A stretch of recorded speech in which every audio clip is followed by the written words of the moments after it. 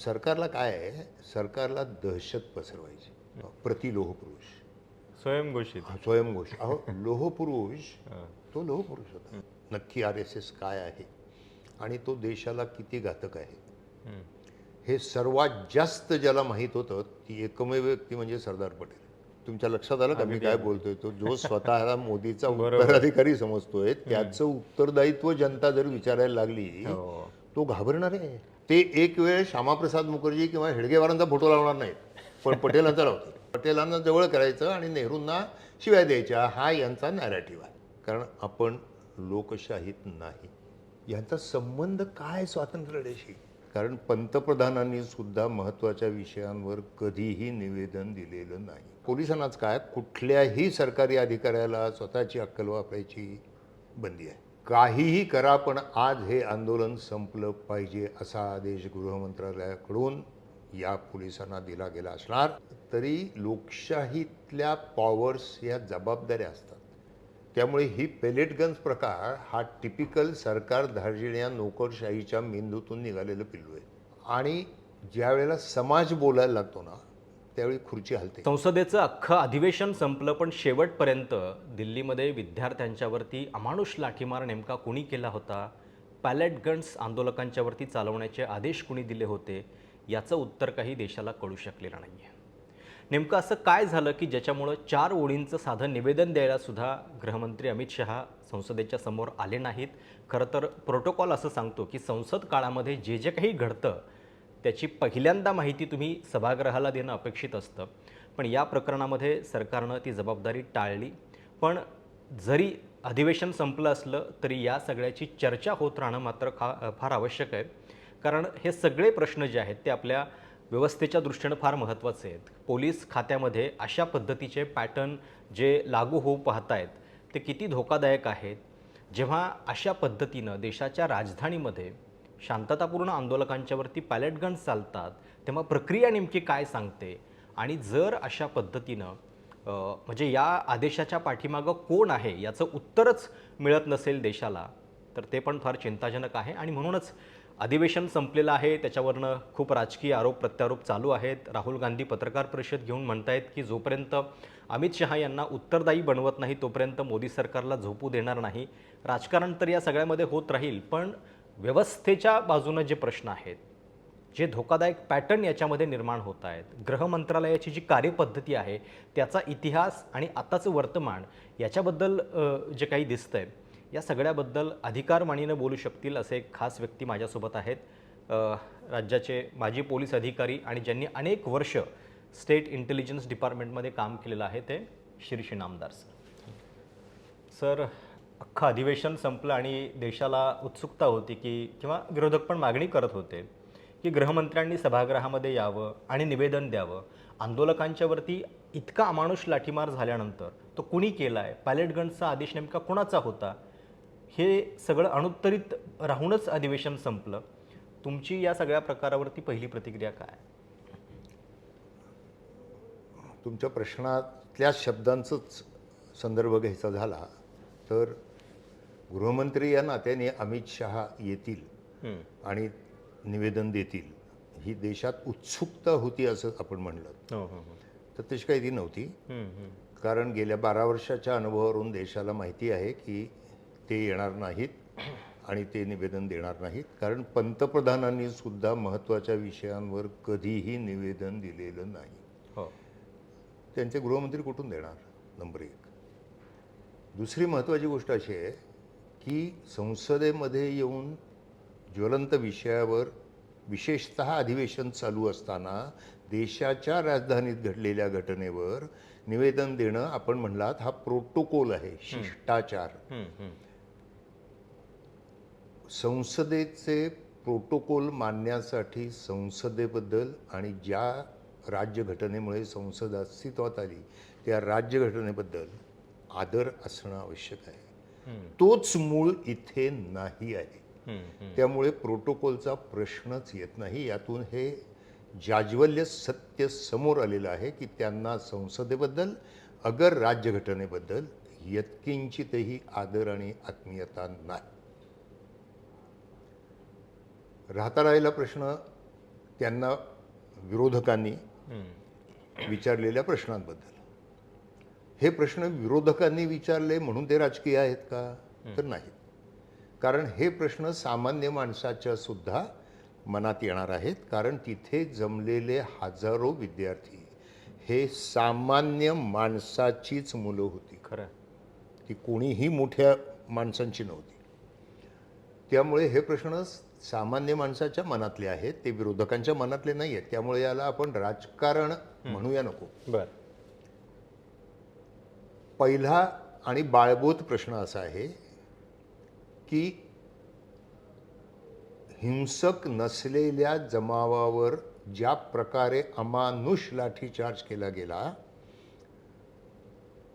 तो का केला गेला? एक, तो द्यायचा आदेश कोणी दिला? दोन, जर गृह मंत्रालयाने दिला नसेल तर ज्या अधिकाऱ्यांनी दिला त्या अधिकाऱ्यावर काही कारवाई करणार का? आणि गृह मंत्रालयाने दिला असेल तर त्याच्या मागे तर्कसंगती काय? हे मूळ प्रश्न राहुल गांधींनी उपस्थित केलेले आहेत. कायद्याच्या दृष्टीने जर आपण विचार केला तर जमावावर नियंत्रण आणण्याची जबाबदारी आणि कर्तव्य पोलिसांचं आहे. ते गृह खात्याचं नाही. पोलीस खातं गृह खात्याअंतर्गत काम करतं म्हणून आपण गृह खात्याला जबाबदार धरतो. पण प्रत्यक्ष त्या ठिकाणी हजर असलेल्या पोलीस अधिकाऱ्यांची ती जबाबदारी आणि कर्तव्य आहे. आणि म्हणून त्या बाबतीत अत्यंत स्पष्ट सूचना पोलीस मॅन्युअल आणि क्रिमिनल प्रोसिजर कोडमध्ये दिलेल्या आहेत. 20 दिवस आंदोलन चालू होतं. 20 दिवसात सरकारचा एकही प्रतिनिधी आंदोलकांना भेटण्यासाठी गेला नाही. त्यामुळे चर्चेची दारं बंद झाली होती हे म्हणायला सरकारला वाव नाही. कारण चर्चा संवाद झालाच नव्हता. मग विद्यार्थी जमले होते ते लोकशाहीमध्ये नागरिकांना दिलेल्या हक्काचं पालन करत जमलेले होते. माझ्या माहितीप्रमाणे एखाद्या मी चूक असेल पण दगडफेक, तोडफोड वगैरे कुठलाही प्रकार झालेला नव्हता. याचा अर्थ जमलेला जमाव हा शांतताभंग करण्याच्या मनस्थितीत आहे असं सुद्धा समजायला पुरेसं कारण नव्हतं. मग लाठीचार्ज का केला गेला? आता आपण पोलिसांना दोषी ज्यावेळेला धरतो, आमच्या वेळेला पोलिसांना दोषी धरलं जात होतं कारण पोलीस स्वतःची अक्कल वापरत होते. बरोबर. आणि स्वतःची अक्कल वापरल्यामुळे ते जबाबदेह होते. खरं. आता परिस्थिती तशी राहिलेली नाही. पोलिसांना स्वतःची अक्कल वापरायला, पोलिसांनाच काय कुठल्याही सरकारी अधिकाऱ्याला स्वतःची अक्कल वापरायची बंदी आहे. जे हुकूम येतील त्या हुकुमांचं तंतोतंत पालन, मग तुम्ही अंधानुकरण म्हणा किंवा काही म्हणा, ते करणं म्हणजेच सरकारी नोकरी करणं असा गोड समज सगळ्या सरकारी नोकऱ्यांनी करून घेतलेला आहे. त्यामुळे माझा ठाम विश्वास आहे की काहीही करा पण आज हे आंदोलन संपलं पाहिजे असा आदेश गृह मंत्रालयाकडून या पोलिसांना दिला गेला असणार.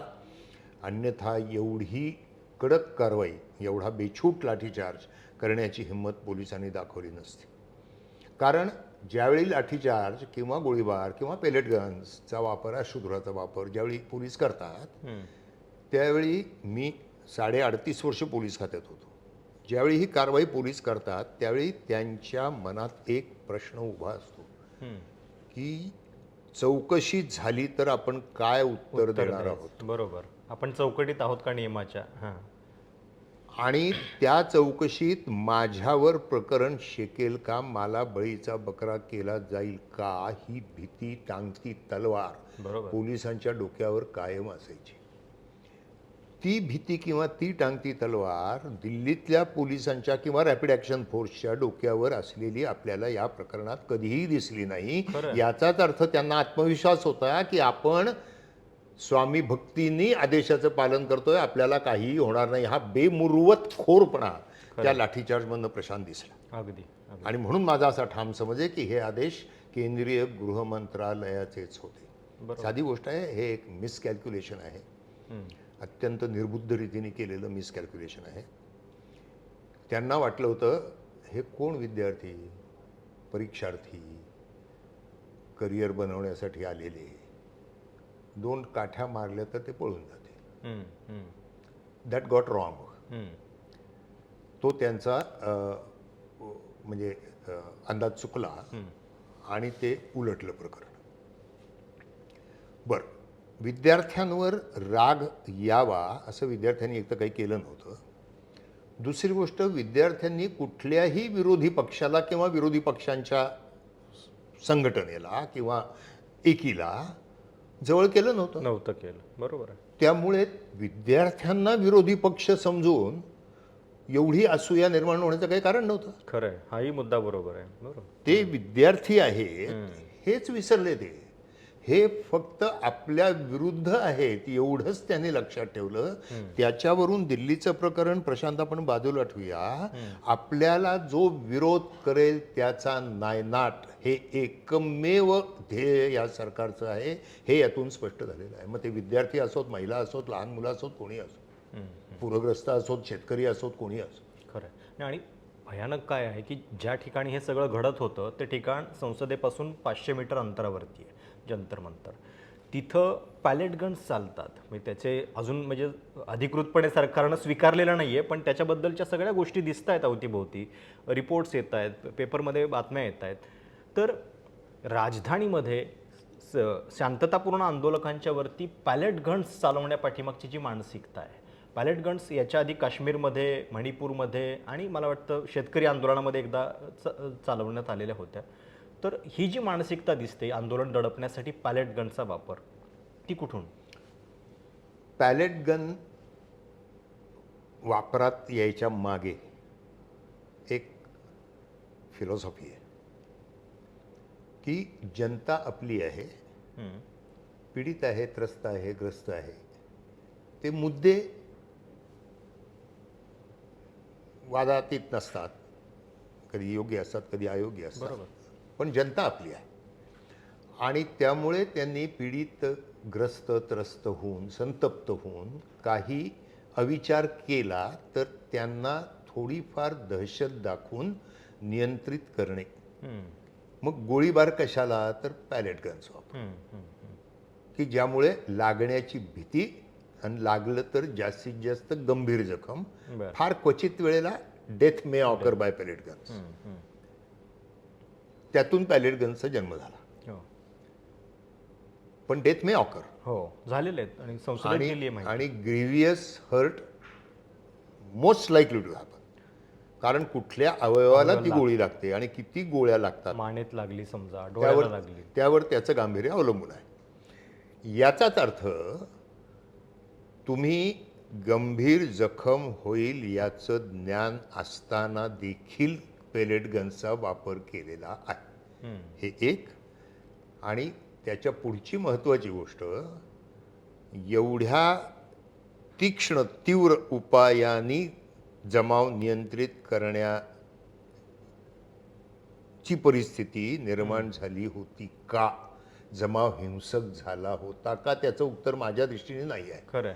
मग पॅलेट गन वापरल्या का?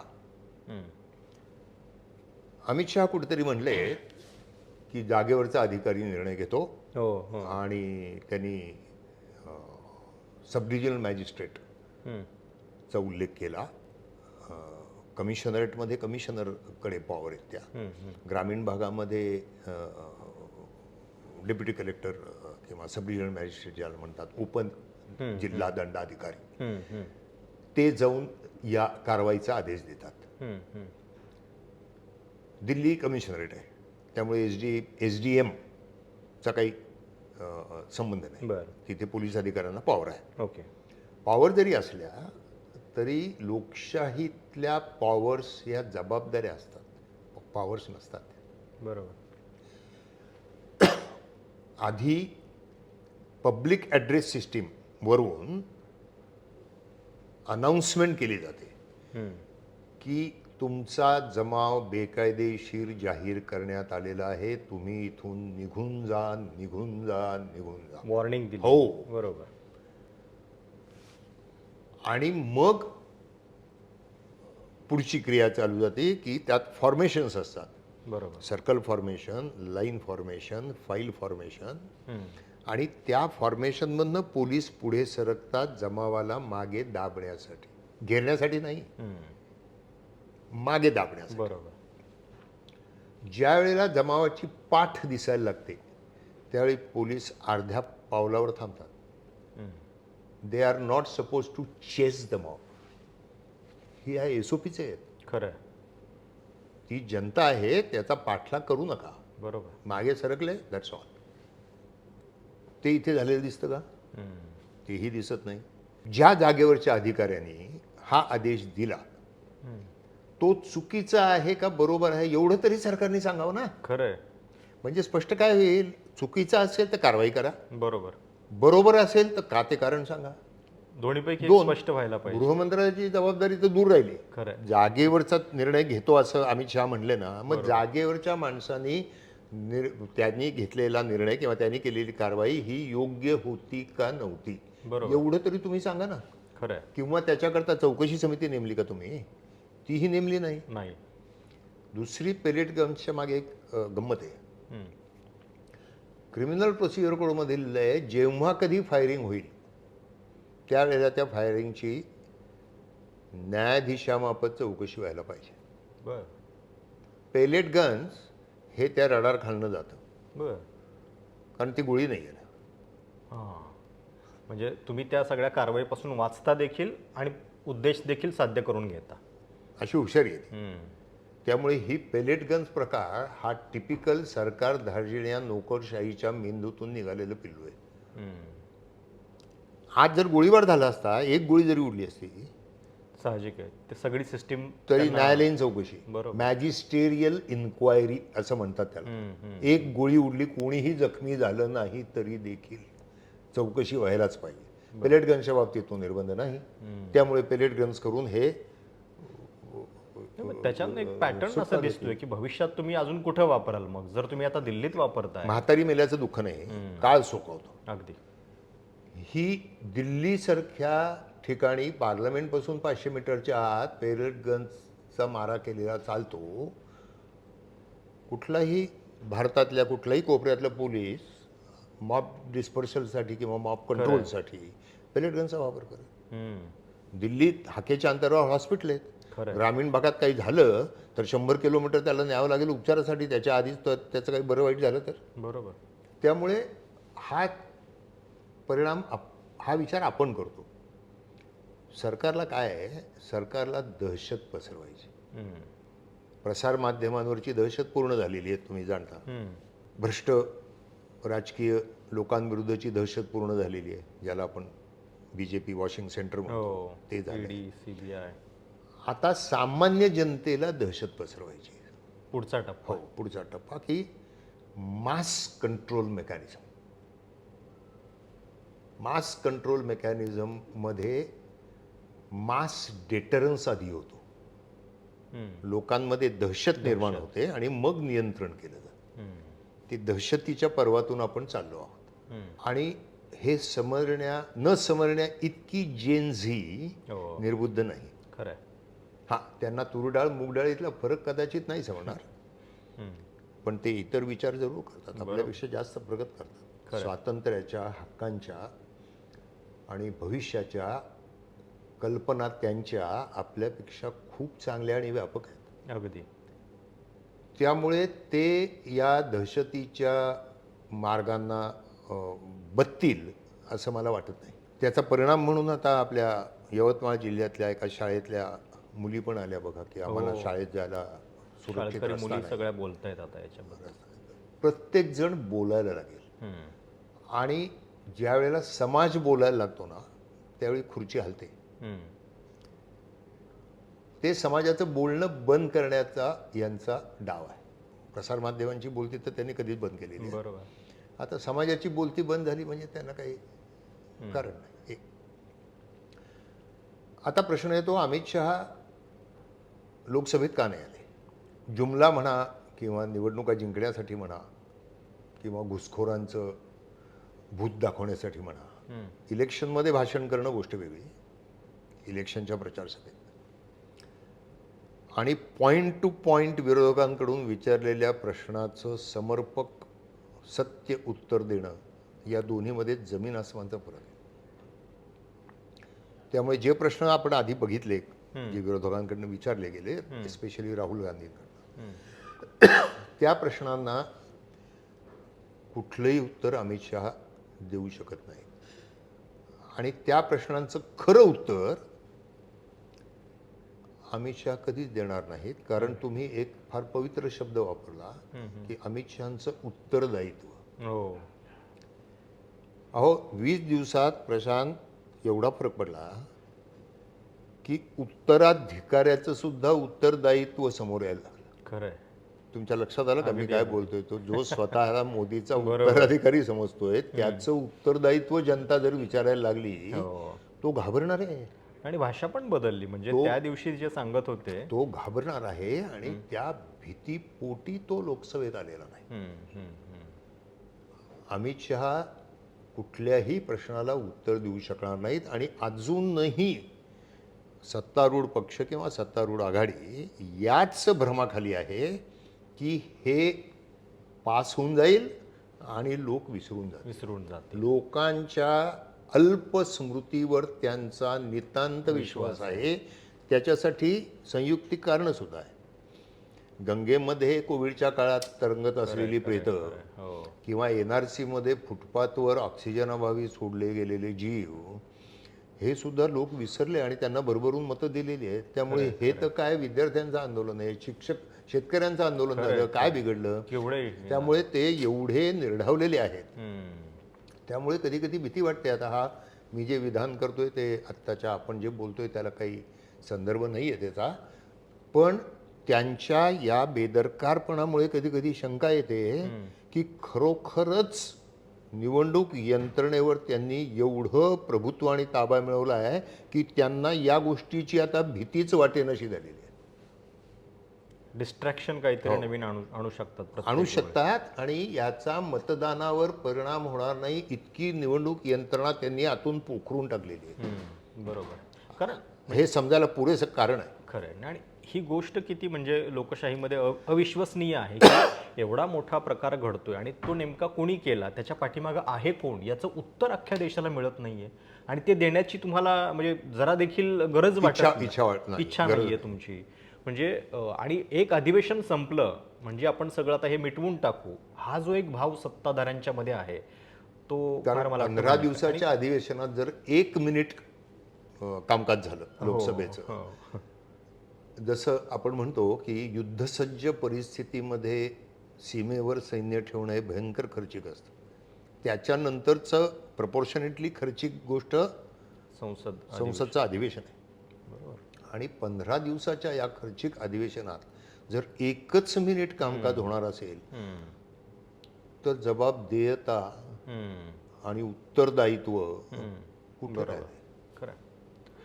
मगाशी तुम्ही जो एक मुद्दा सांगितला की म्हणजे अशा पद्धतीनं समजा देशातल्या राजधानीमध्ये ही गोष्ट होतीये तर उद्या कदाचित म्हणजे एक मेसेज असतो ना एक काहीतरी की इथं होतंय तर आम्ही इथं पण करू शकतो. आणि स्वामीनिष्ठता जी आहे ती दाखवण्यासाठी कदाचित अजून काही 4 पावलं पुढं जाऊन अभिनिवेशामध्ये अजून वेगळ्या गोष्टी होऊ शकतील. तर हा जो पॅटर्न आहे तो वेगवेगळ्या राज्यांमध्ये सुद्धा भाजप शासित आपल्याला पर्क्युलेट होताना दिसेल. महाराष्ट्रातलं आपण एकूण जर कारभार बघितला तर त्याच पद्धतीनं सगळं चाललेलं आहे. त्याची एक झलक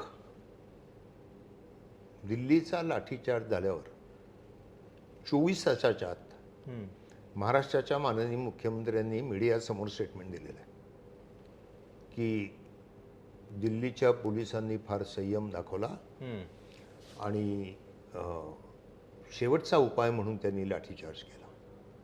मी ते स्टेटमेंट वाचल्यावर मला हसू आलं की दिल्लीच्या परिस्थितीवर 24 तासाच्या आत एवढं अधिकारवाणीने आपले मुख्यमंत्री कसे बोलू शकतात? त्यांना तिथून कोणी रिपोर्ट दिला, अहवाल दिला, त्यांनी त्या अहवालाचं काय आकलन केलं, याचं मला नवल वाटायला लागलं. आणि त्याच्यावरून मी समजलो एकच, आणि जो समज बरोबर आहे, हम्म. की ते निवेदन देण्यासाठी त्यांना वरनं सांगण्यात आलं. ओके. अन्यथा एखादा राष्ट्रीय मुख्यमंत्री म्हणला असता, घडामोडीवर. It is a question of Delhi, why I should speak. Hmm, hmm, hmm, हम्म. बरोबर. एक, आणि त्याच्यातून दुसरा मेसेज महाराष्ट्राच्या मुख्यमंत्र्यांनी महाराष्ट्राच्या जनतेला दिलेला आहे की तुमच्या दुःख, समस्या, उद्वेग याला वाचा फोडताना दिल्लीचं उदाहरण समोर ठेवा, हम्म. अन्यथा आम्हालाही तशीच कारवाई करावी लागेल. बरोबर. खरं आहे.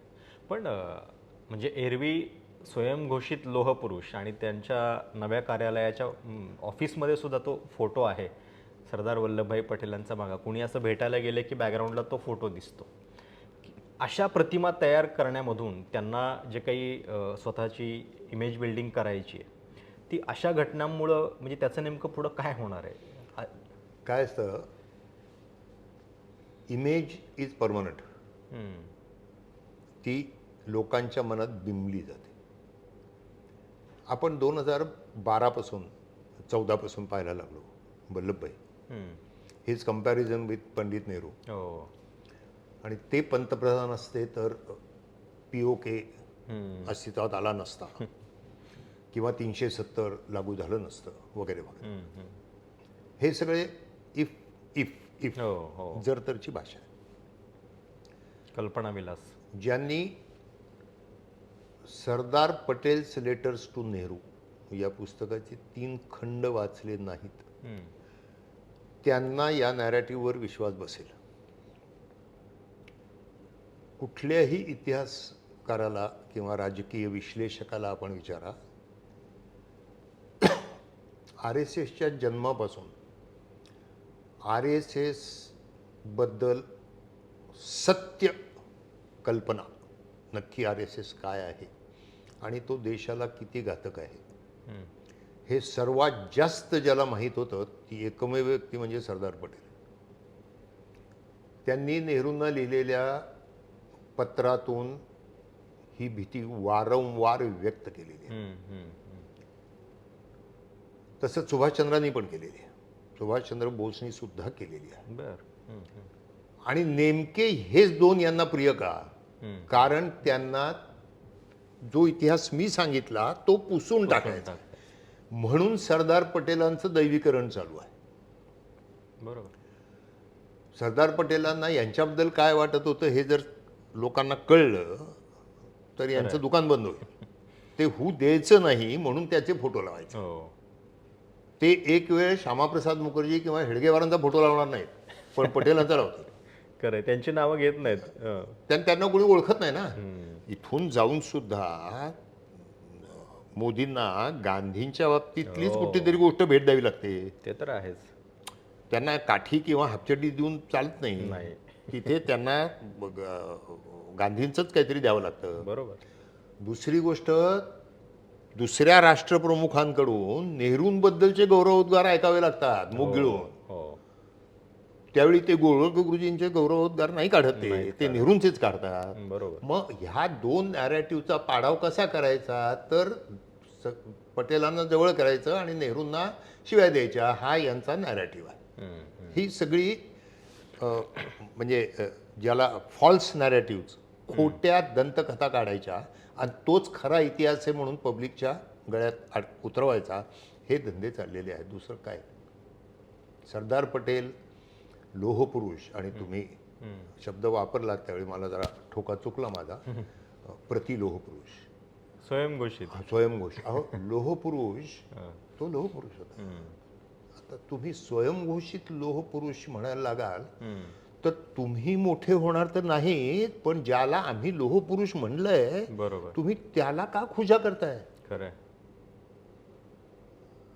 म्हणजे इतके वर्ष, इतके दिवस पंतप्रधान, हो.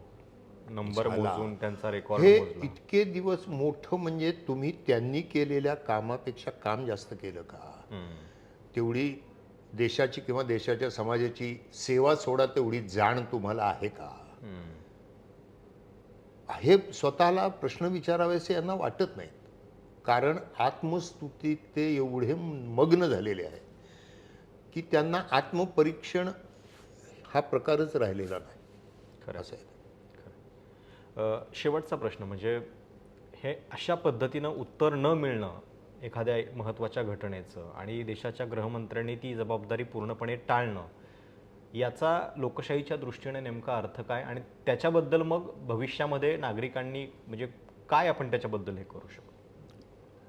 शेवटचा प्रश्न यातून योग्य तो बोध घेऊन मी खूप थोडक्यात उत्तर देतो. लोकशाहीच्या दृष्टीने हे आता आपण म्हणू नये, कारण आपण लोकशाहीत नाही. As simple as that. हे वास्तव स्वीकारलं पाहिजे. हे वास्तव स्वीकारलं पाहिजे आणि हिंमत असेल तर त्याच्यात बदल घडवला पाहिजे, नाही तर परिस्थितीसमोर शरण जाणे, जे सध्या तरी हा दुसरा पर्याय निवडल्याचं मला दिसतं. आपल्याला कशाचंच हल्ली काही वाटत नाही की घटना संसद काय संविधान, हो त्या संविधानाची वाट प्रत्येक मिनिटाला हे लावतायत. पण संविधान दिवस यांनी सुरू केला. हो याला नॅरेटिव्ह म्हणतात, की एक भ्रामक चित्र निर्माण करायचं. आज आपण 14 ऑगस्टला बोलतोय, काय ते विभीषिका दिवस, फाळणी विभाजन दिवस वगैरे ते हे करतात. कारण इतिहासातल्या कटून स्मृतींना उजाळा देऊन त्यातून स्वतःचा स्वार्थ साधायचा.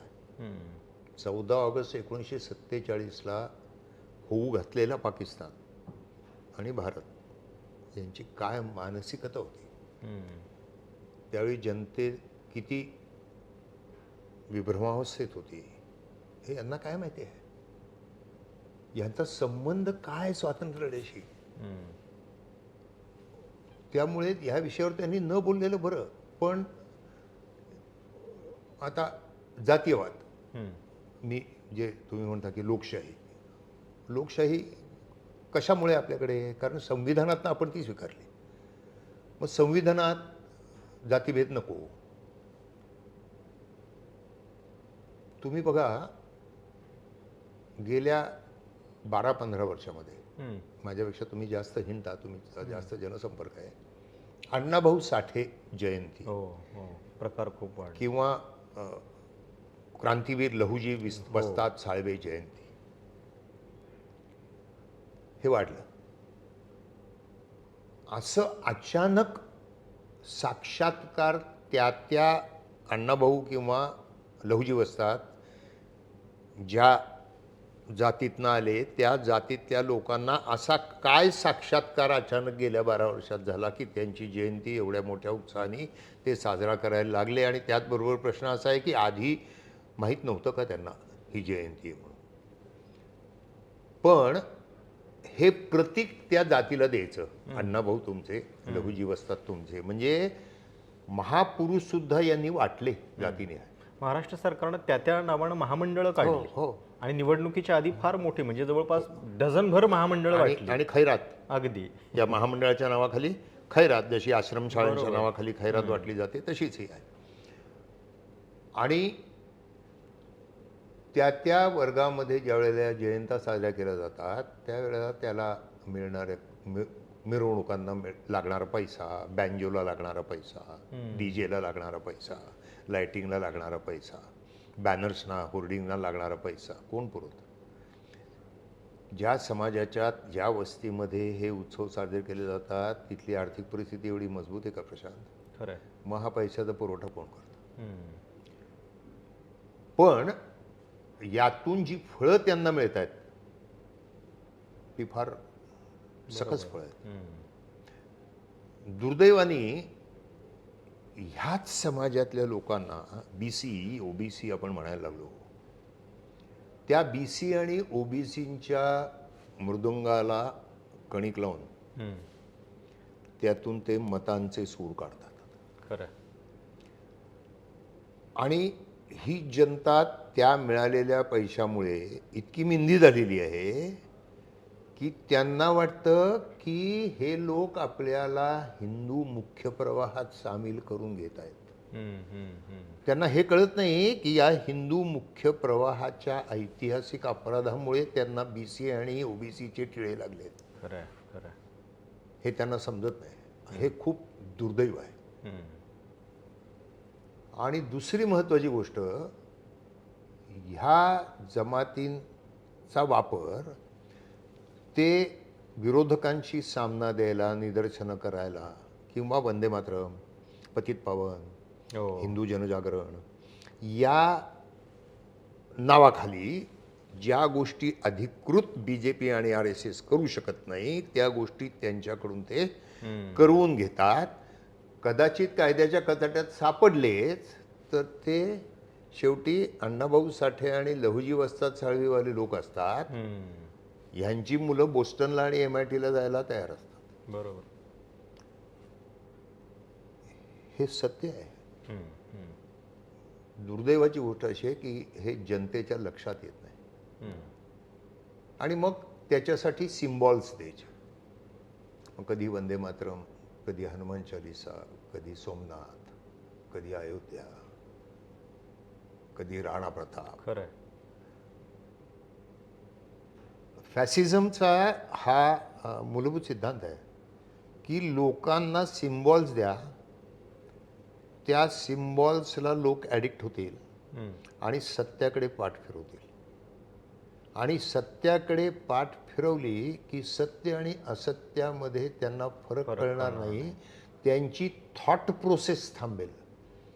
फॅसिझमचं पहिली पायरी असते समाजाची थॉट प्रोसेस थांबवणे. एकदा विचार करण्याचं बंद झालं की मग मुखी बिचारी कुणी का. Hitler did the same thing, Mussolini did the same thing, Mao did the same thing, Stalin did the same thing. पुढची नावं घेत नाही मी. हे एवढं मोठं कारस्थान आहे.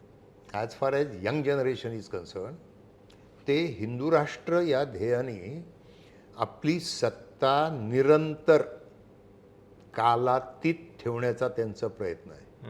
मग त्याच्यामधले अडथळे कुठले, तर तरुण सुशिक्षित विचारी पिढी, ज्याला आपण थोडक्यात जेन झी म्हणतो. त्या जेन झीला जर दाबून ठेवायचं असेल तर त्यांना एवढ्या समस्या निर्माण करायच्या की त्यांचा भारताची भावी पिढी म्हणून नाही, त्यांना त्या तरुण पिढीचा एक लेबर फोर्स तयार करायचा की जिथे 2 वेळेचं जेवण हीच अचिव्हमेंट असेल. खरं आहे. कसं आहेस, चांगला आहे, नोकरी आहे, 2 वेळा जेवतोय आरामात. ह्याच्या पुढची महत्वाकांक्षा त्यांच्या मनात निर्माण होऊ नये. त्या प्रश्नांशी लढण्याचं बळ किंवा ते प्रश्न आहेत हे समजण्याचंच राहणार नाही. जगणे. खरं आहे. आणि ज्या लोकांच्यात 2 वेळचं जेवण मिळवण्याची ही कुवत राहिलेली नाही, त्या 80 कोटी जनतेला हे ऑलरेडी फुकट रेशन देतात. अगदी खरं आहे. समाजाला पोकळ कसं करायचं त्याचं हे उत्तम उदाहरण आहे.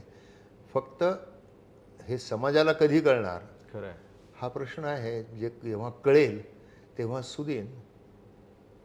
नाहीतर सोशॉलॉजीमध्ये नियम आहे, सोशल सायन्सेसमध्ये, society gets what it deserves. खरं आहे. समाजाची जशी लायकी असते त्याचप्रमाणे तशा गोष्टी त्यांना मिळतात. खरं. धन्यवाद. खूप खूप धन्यवाद सर या संपूर्ण चर्चेबद्दल. आणि हा प्रश्न जो आहे तो अनुत्तरित राहिला नाही पाहिजे. देशाच्या सगळ्या जनतेला या प्रश्नाचं उत्तर कळणं आवश्यक आहे. म्हणून हा जो काही पॅटर्न तयार होतोय की एखादी महत्त्वाची घटना घडली आणि त्याच्याबद्दलचा जो मूळ प्रश्न आहे त्याचं उत्तर देशाला न देता सरकार जबाबदारी झटकतंय, हे काही लोकशाहीसाठी चांगलं नाही आहे. सर खूप खूप धन्यवाद या संपूर्ण सविस्तर विश्लेषणाबद्दल. तुम्हाला ही मुलाखत कशी वाटली, तुमच्या काही सूचना प्रतिक्रिया असतील तर आवर्जून कळवा. चॅनल सबस्क्राईब करायला विसरू नका. धन्यवाद.